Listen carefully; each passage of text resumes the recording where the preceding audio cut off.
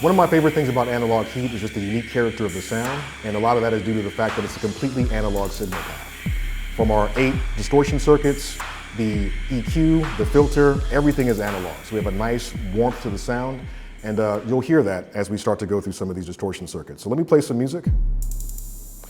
Right now, even though analog heat is active, I haven't affected the sound at all. I've loaded up the initial preset, and I'm using the clean boost circuit. The clean boost circuit is really nice to me because it's relatively transparent.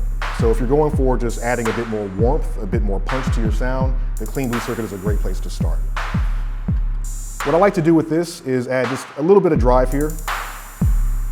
You can already hear the sound is getting a little bit fatter. By adding some dirt, it seems to bring out some nice harmonics in the sound, and depending on the circuit that you're using, you can get some drastically different results. Again, with clean boost, this is really about just bringing out the sound in a very clean and transparent sort of way. This works really, really well on group tracks or on a master bus. Now, if you're going for more sonic character, let's go ahead and reduce the drive here. I'm going to reduce the dirt as well. The saturation circuit, already you can hear without me even adjusting anything else. We get a nice sort of volume boost. And the saturation circuit sounds a bit more dirty, a bit more gritty than clean boost. Go ahead and bring up some of the dirt here.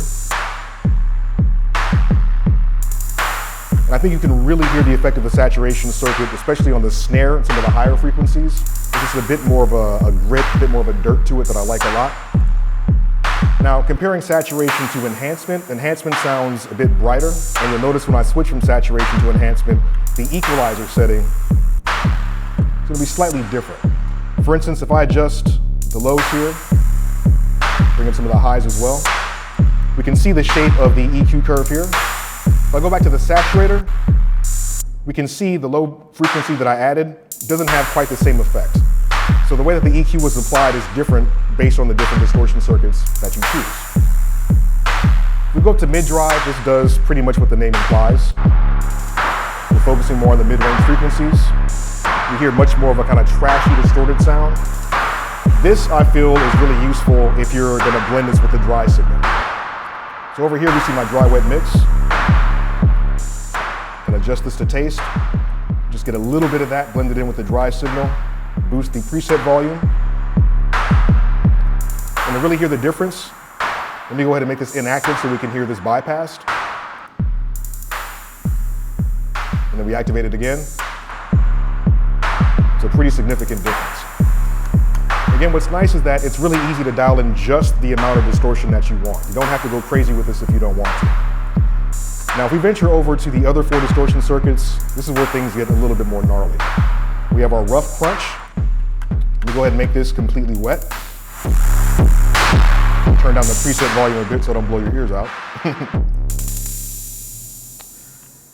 Now again, with the rough crunch setting, the distortion there is a lot more obvious. We can hear that it sounds much more fuzzy. It's a bit more of a, not so much the classic distortion, because classic distortion is right here, but it definitely adds a much more rough, gritty texture to the sound.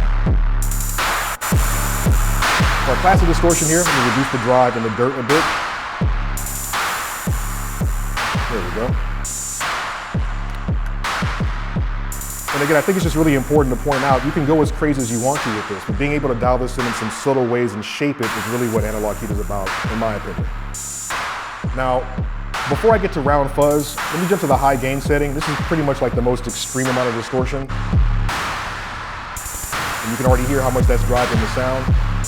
But one of my favorite distortion circuits is round fuzz. Mainly because you get this really just interesting sort of panning sound to happen with the distortion. And if you apply this with a minimal amount of drive, it can give you a nice widening effect. Let me go ahead and select round fuzz. Now let me make this inactive, just so we hear what we're working with here, the source material. And I think a good way to go about this, let's go ahead and just bring the dry wet mix all the way down so it's just dry. I'll make this active again, and I'll start to blend in the wet signal from our round fuzz so you can hear how this is affecting our drums.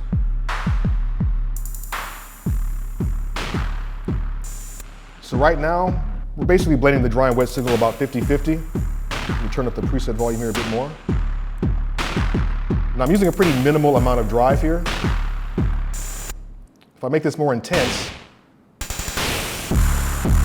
This is probably not necessarily the sound that I want for the entire mix, but again, being able to blend this with a dry signal can just get just enough fuzz to give this more character.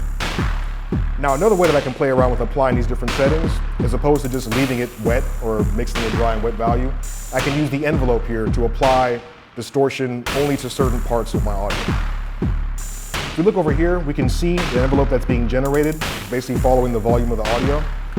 And in this section, the envelope follower, we have a trigger level here.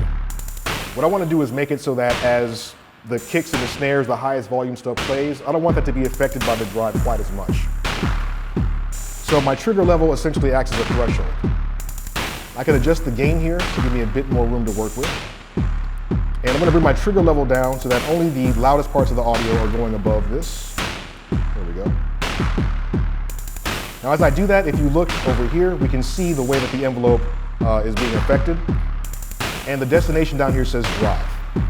I'm going to make it so that every time the audio goes above this threshold, the drive will be reduced.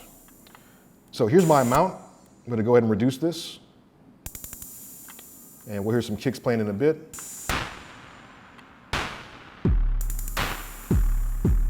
There we go. Now, if I make this inactive, again, so we can just hear this with heat being bypassed, I'll make it active again. And if I make it so that this is not affecting the drive at all, just so you can hear the difference, let me go ahead and set this to 0.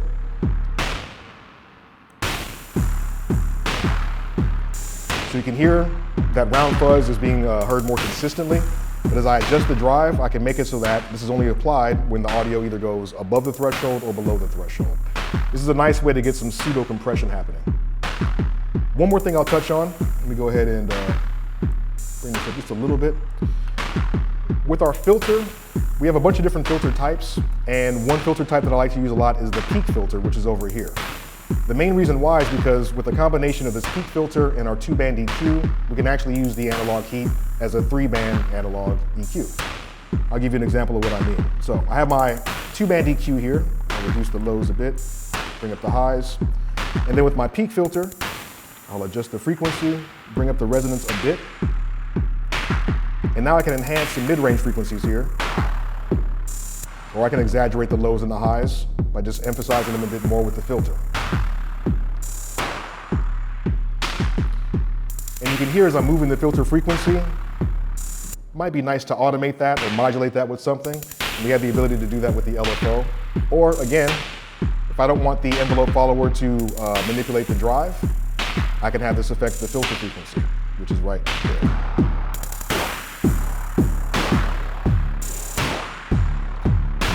So as you can see, there's a lot of sound shaping possibilities with analog heat. It's not just about loud distortion. You can really tailor this in some subtle ways.